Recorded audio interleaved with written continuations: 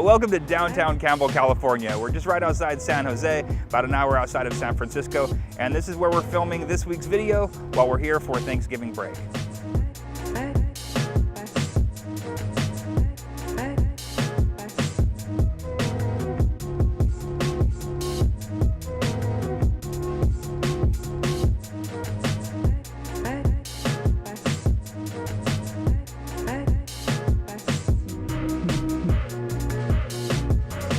So as you can see, we're in a slightly different location than normal. We are actually in my mom's tiny home in Campbell, California. And the purpose of this video today is to give you a holiday recipe. And this isn't going to be a traditional holiday recipe by any means. This is a holiday recipe which calls for you to go through your family's refrigerator and find vegan foods that you can eat when they're omnivores and you're not. So I've gone through my mom's fridge, my mom's cupboard, and found a few things that I could turn into a recipe, and I'm just gonna show you what I do with the things that I found in her kitchen. So in my mom's cupboard, I found some soy sauce, mirin, rice wine vinegar, some sriracha, and olive oil. My mom actually lives about a block away from a weekly farmer's market. She picked me up some teriyaki marinated fresh tofu, some cilantro pesto, some of this cultured pickled carrot that's interested in trying. I found some almond butter as well, and quinoa, water chestnuts, and some frozen zucchini and yellow squash. All right, so one of the main challenges that I'm facing here that I don't have in my own home is that she doesn't have all the equipment that I'm used to. She doesn't have any of my normal staples. She doesn't have chickpea flour or nutritional yeast or any of these vegan staples that have become standard in my own house. So I'm just kind of making do with what I have. And this could be a situation you find yourself in as well, where you're stuck trying to find a meal that you could eat in a place that's not necessarily prepared for you to cook. So out of these ingredients that I found, I think the best option for me is to make a kind of a Buddha bowl. So I'm going to be cooking up the quinoa, grilling up the zucchini and squash, browning the tofu up a little bit, and then I'm going to toss the quinoa with some of that cilantro pesto in the end and make a sauce with the almond butter, sort of a peanut style Asian sauce to go over the top. So let's hope it works. Her stove is quite a bit smaller than what I'm used to, but we're going to make it work because I'm hungry and I need to eat. So an interesting thing about cooking here is this is not the home that I grew up in, and I haven't lived with my mom for about 20 years, but cooking in my mom's kitchen, I still find myself using cookware and dishes that I used when I first started to learn how to cook. So this pot here and this measuring cup, they bring back a lot of memories from when I first started to cook back when I was a teenager. So just an interesting side note. I'm going to be preparing the quinoa now. The thing is that I can't find a strainer in her kitchen that is going to help me to rinse this off, so I'm going to measure it, put it in the pot, rinse it a few times, and hopefully I can get it clean before I cook it. So I'm just measuring out the quinoa. It looks like she doesn't have quite a full cup. I'll keep that in mind as I add the water. And again, I just want to rinse this off, and I don't have a strainer to do it, so I'm going to try to do it rice style, where I put a little water in, mix it around, and try to pour the water off the top. Doesn't look like it's going to be the easiest, but we'll try. Okay, this is going to be more difficult than I thought.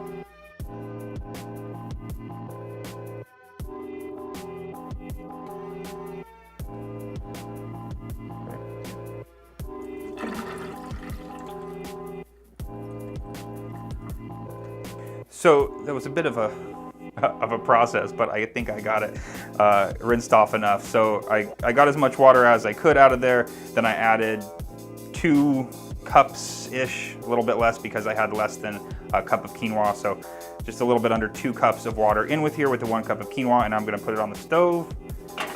And I'm going to turn it up, wrong burner.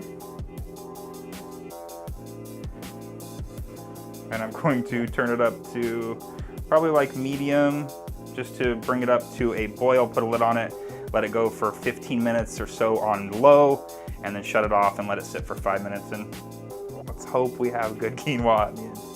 All right, so I'm gonna turn this pan. I have a non-stick pan. Again, it's what my mom has to use here, so I'm gonna turn this non-stick pan to about medium heat. Don't you just love this tiny stove? To about medium heat. I'm gonna add just a little bit of olive oil to this because I'm not sure how well non-stick these pans are. I don't want anything to burn to them. And I'm just gonna add some of this frozen squash. And I'm just gonna add a bit of soy sauce to season these up just a little bit. And we'll check on these to see how they go. So one of the cool things about having a farmer's market near my mom's place is that there is a guy that shows up weekly who brings this homemade tofu. And this is marinated in teriyaki sauce. It's a fresh tofu. It's like nothing I've ever had before. I have been buying some baked tofu lately in the grocery store, and it does slightly remind me of the texture of this, but nothing really compares to this fresh tofu. So if you're ever in Campbell, California, go to the farmer's market, buy the fresh tofu. And I'm just gonna cut up a few of these pieces into smaller chunks so I can brown them up. I'm only gonna be making enough bowl for maybe one person and maybe some leftovers, so I'm not gonna cut up too much, but this stuff is so good. It's even good just raw. I probably don't even need to brown it up, but for the dish, I think it'll help to put some more color on it. So there it is. I'm gonna throw these in a pan in just a second with a little bit of oil and just start to brown them up.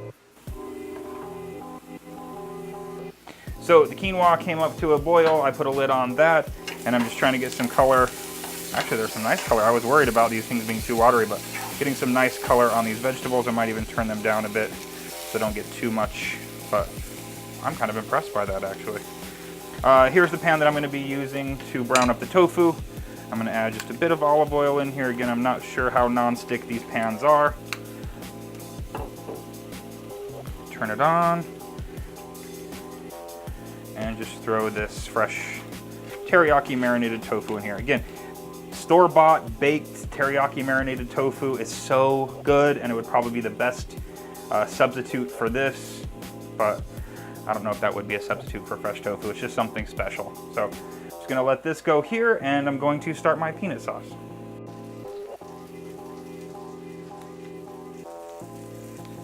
So I am just massaging up this little packet of almond butter I found. I do think in the last section I did say peanut sauce, but we're gonna make a peanut sauce with almond butter. So this is probably about, I don't know, maybe 2 to 3 tablespoons worth. And I'm just throwing this into a bowl.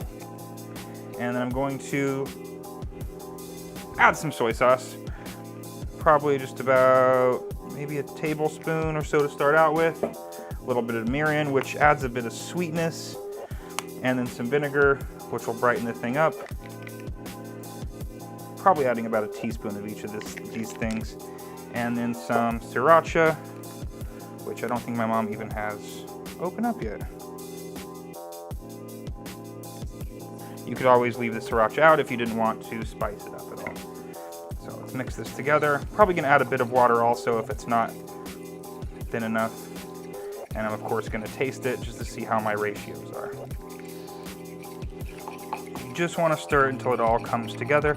It actually doesn't look like I need to add too much water, maybe just a teaspoon or so to make it thinner so that it flows onto the bowl easier.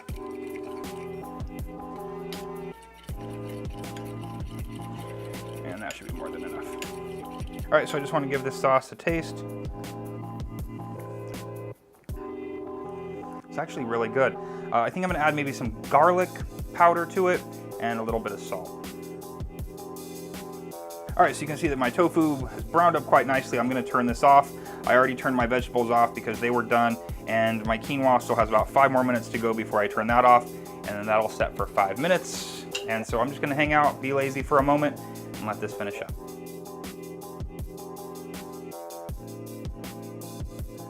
So the quinoa has been simmering with the lid on for 5 minutes. I'm turning it off and walking away, letting it sit for 5 minutes just to relax and finish cooking. While that happens, I'm going to start to prepare some watered chestnuts. I just think these will add a nice crunch to this dish. Everything else is kind of soft with the quinoa and the carrots and the tofu and the vegetables. So adding some watered chestnuts will just add a bit of a crunch that'll make the dish more satisfying. So I'm just gonna take a few of these out, and I'm just gonna cut them into some thin strips. Nothing too fancy, it's just for me. All right, so everything's pretty much ready to go. My quinoa is finished, my tofu is browned, my vegetables are cooked. I have the condiments and things that are gonna be going on top. Before I do add this orange ginger carrot probiotic thing. I do want to give it a taste before I put it on my dish, just in case it's not necessarily my favorite thing. Just want to try a little piece.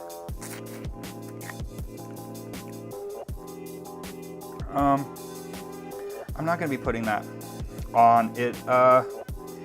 Definitely the ginger comes through too much. I don't want to talk bad about a product, but it sort of reminds me of an Ace bandage, or it tastes like a Band-Aid. So I'm going to be putting this back in the fridge. Maybe we can find another use for it in another dish another day. All right, let's assemble. All right, so I'm working without a net here. I haven't even looked at my quinoa. Let's take a look and see how it cooked. Okay, not so bad. It looks, those holes are a good sign. Those holes mean that it's pretty much cooked. Wow. I have to say I'm actually impressed with my ability to cook this in these conditions. I was going to be adding this pesto sauce to the whole thing, but I think I'm actually just going to put this in my bowl in case I want to use the quinoa or the pesto for something else. And I'm just going to add probably a good solid tablespoon or so. This stuff is so good. It's a pesto, but it's made with cilantro and it's got a ton of garlic in it. I've got to figure out how to make it for myself. So I'm just going to be tossing this together here. Oh my God, you can smell the cilantro already. It's got a nice acidity to it too, which is kind of, I don't feel like you get that from a lot of pestos, but it's really nice. So this is going to create a nice base layer. I hope the earthiness and the freshness of the cilantro and that pesto is going to be a nice base with the quinoa. Not the most beautiful presentation here, but let's continue. I'm going to take my tofu, nice and crispy. Again, if you didn't have this fresh tofu, if you didn't have access to this, baked tofu works really well. It's a very similar texture. These vegetables, I'm not sure if I would have necessarily chosen the frozen squash if I had to do it on my own, but I'm kind of impressed with how brown and nice these came out. The fact that they were kind of crinkle cut, I think added to the ability for them to brown up. I'm just throwing this stuff in here. And the water chestnuts, just for a bit of crunch. This is definitely not the most beautiful dish I've ever made, but we're in dire circumstances here. And the last thing is this peanut sauce that I've made with almond butter. And I'm just going to sprinkle this all over.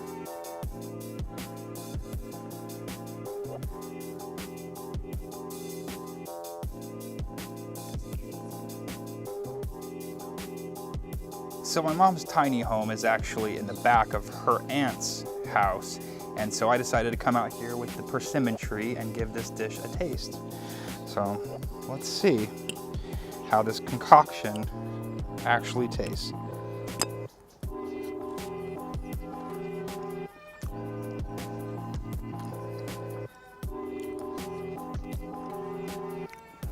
It's not bad. I mean, I do have the advantage of the fact that she went and picked up some things for me at the farmer's market, but that tofu is so good. I'm really liking the cilantro with the quinoa. I think that's something that I'm definitely going to take back home with me. Vegetables, surprisingly, I was a little bit worried they were going to be soggy because they were frozen, but they're actually really nice. The water chestnuts do add a bit of crunch, which is what I wanted, and that sauce ties it all together. The almond butter really is a perfect replacement for the peanut butter, and it's delicious. So probably not going to finish the whole thing out here in front of the persimmon, so I'll go back inside the tiny home, but yeah, it's delicious. So this dish is not about the recipe that I made. In fact, I'm not even going to post the recipe below this video. The point of this is to inspire you to get creative. If you find yourself in a place where you don't think there's anything at all you can eat, go through the fridge, look through the cupboards. You might be surprised at what you find. If you have a grain and some vegetable and maybe even some protein source, or if you just go to the grocery store and pick up some tofu, you can make a pretty easy, fast, delicious dish wherever you are. I don't have my fancy equipment here. I don't have these specialty products like nutritional yeast and chickpea flour. I just use what my mom had on hand, and I'm actually pretty happy with what I have. So get out there, get creative, experiment. You may have a good time cooking, and you may just end up making something delicious. that you'll eat next time.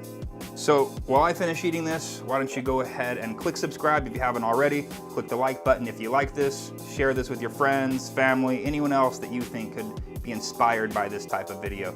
Also follow me on Instagram at monsonmadethis, and go out there, get creative, make yourself some vegan food wherever you are.